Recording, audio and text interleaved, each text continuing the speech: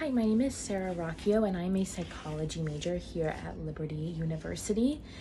With this major, I hope to one day work as a private practice therapist. I would like to specifically focus on children, but also another area of psychology I'm very interested in is forensic psychology because I do work at a law firm, and that has kind of shifted my vision towards forensic psychology, which I find very interesting, but I do hope to become a private practice therapist because I like that one-on-one interaction with clients and patients in that kind of setting.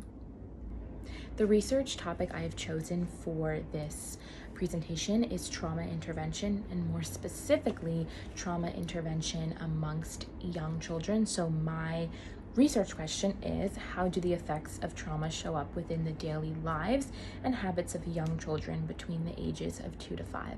I wanted to specifically look at young children within this age group because I feel as though trauma survivors within this age group are often overlooked. We most often look at trauma survivors as being teenagers or adults, and we're looking at what happened in their childhood, but we're not really looking at the children, and children who have gone through trauma at such a young age also display effects and tendencies related to their trauma, and I feel like it's very important to acknowledge and attack that at a very young age as well.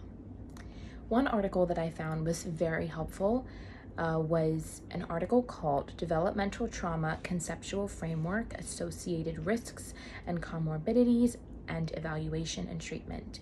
So this was a journal article from 2022, and it was about a study about children who have gone through early childhood trauma. And this study proved that children who have gone through trauma at such a young age actually display tendencies and symptoms of PTSD, as well as anxiety and depression, even at such a young age. These children in this study were shown to have social and emotional issues, emotional dysregulation, not being able to socialize normally with their peers, big levels of disinterest among their activities, and a lot of lashing out, crying fits, anger issues that children can't really explain that young. So this article was very helpful within my research because it discussed a lot of the effects and mental illnesses that unfortunately these young children are going through because of their trauma at such a young age. So that was very helpful for me to look at because it was a lot about the effects of the trauma. Another article that I found was called The Impact of Childhood Trauma on Children's Well-Being and Adult Behavior.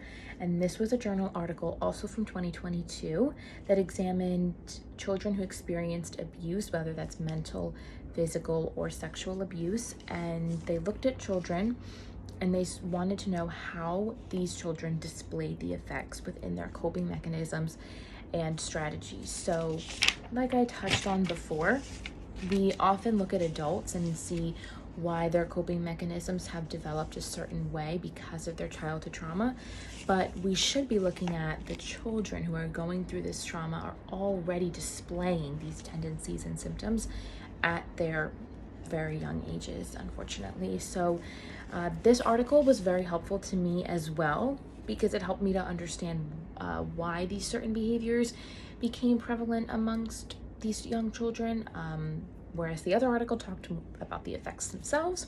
This one dove deeper into why and how these children are going through these mental illnesses. The best research method for this study is descriptive quantitative research. As our textbook says, quantitative research would be the best option for this study because we are not looking to manipulate variables. We are looking to observe. So we want to take a large population as well. We want this to be reliable. We want a large population, and we're not manipulating variables. We're simply observing how many children are going through a various amount of illnesses and tendencies due to their trauma. So Descriptive research provides data that is very easy to build upon. So a study like this would be a great foundation for another study, maybe focusing more on qualitative data and the why and the how of a childhood trauma. But for this study, we're just collecting numerical and statistical data. So descriptive quantitative research is going to give us that very large, very clear foundation that we can later build upon with a different study. Some advantages of descriptive quantitative research is that we can have a large sample size, so we're not just taking a small population and applying it to everybody. We're looking at a very large group of data.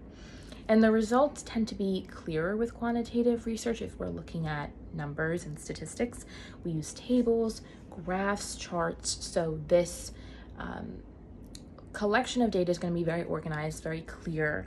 We can easily identify trends. So with qualitative research, you're describing things. You don't have a clear view of numbers, and you can easily see patterns. So for this study, where we're looking at how many children go through these things, a large picture of data is going to be very helpful because we can easily identify where something is increasing or decreasing within this study. There are some disadvantages to this data collection as well that we should be aware of. So like I said, there's no explanation with quantitative data. It's just, here are the numbers, here are the patterns. We're not looking at why something is happening, and we're not looking at cause and effect relationships. We're just focusing on the data itself. So again, there's going to be a limited sense of depth to that. We're not analyzing human behavior. We're not analyzing why these children go through these things. We're just looking at statistically, what do these numbers look like among this age group. It can lead to rigidity issues within a study because of the rigidity of quantitative data. It's just numbers and statistics and proportions, so it's not going to give you an explanation. So it's very, very rigid, and that's just something to be aware of when you're doing a study with quantitative research. You just want to be aware that it can be very rigid. Reliability of a study focuses on if the procedure is conducted under different circumstances, will the results remain the same? If you are performing a research study and your answers are just totally different, whether you were looking at children in this geographical area or this age group, and they're different, that means that your procedure is probably not reliable. Whereas validity is referring to how accurate your measurements are. So if your research is actually measuring what it claims to, that's a very reliable procedure. Whereas if it's not, I would say that your procedure is not reliable or valid, and you shouldn't be using it across the board because you're getting different results than you should be. A large data collection as well as a structured data format leads to improved reliability and validity. As our textbook tells us, a large data collection will generalize the population, so we're not taking a small sample and applying it to everybody. We're actually getting to look at a very large and diverse collection of data.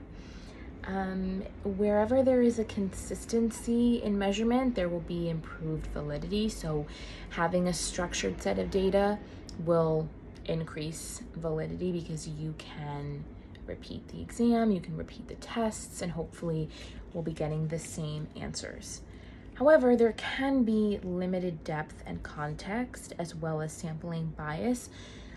If we are taking children and we're looking at how many, we're not looking at why, so there's not going to be a lot of depth and a lot of context and background to your study, but with quantitative research, you will be able to get those very specific numbers. So like I mentioned, a study focusing more on numerical values will be better with quantitative research, and you can always build upon it and later do a study focusing more on the qualitative data. One way I would go about collecting data for a study like this is through structured observation. So like I said before, we're not manipulating variables. I would observe children's behaviors during different stages of their life. So family gatherings, social interactions, first day of school, anxiety-inducing environments, and see how the children react and see what their tendencies, symptoms are like. I would use secondary data as well, because that can also be very helpful. So within a research topic, there are so many journal articles out there that have already been conducted. Studies have already been conducted within your certain topic, so you can absolutely use that data within your own. There's so many studies out there based off of your research topic. I promise I witnessed that while I was going through mine, and obviously that's incredibly helpful because you can't get everywhere, you can't get every child, and so it's very helpful to see studies that have already been conducted. Some difficulties that can arise is that there's no explanation. Again, I know I'm being repetitive, but with a study like this, you have to be aware that you are only looking at how many, what is the statistic. You're not looking at cause and effect. You're not looking at why is this child going through this?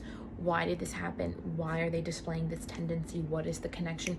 You're just trying to get numerical data so that you can later build upon that collection and do another study or conduct another exam.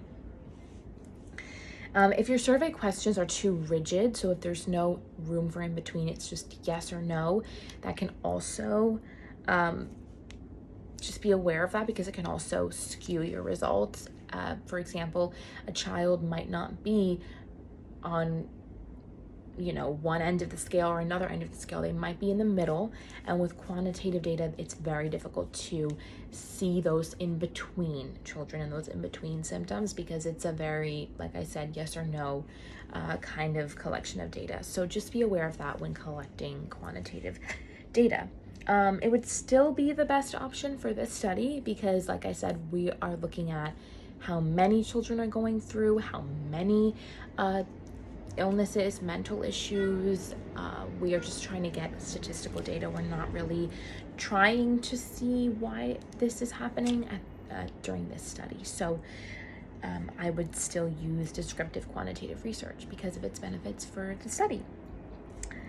That brings me to my conclusion. So once again, I want to look at the effects of childhood trauma on children between the ages of 2 to 5 using descriptive quantitative research, and obviously being aware of its limitations with this study, being aware that it's not going to give me an explanation of my data, it's just going to give me my data, but it's going to provide a wonderful foundation to further build upon and conduct other studies that focus more on why these children are going through these specific things.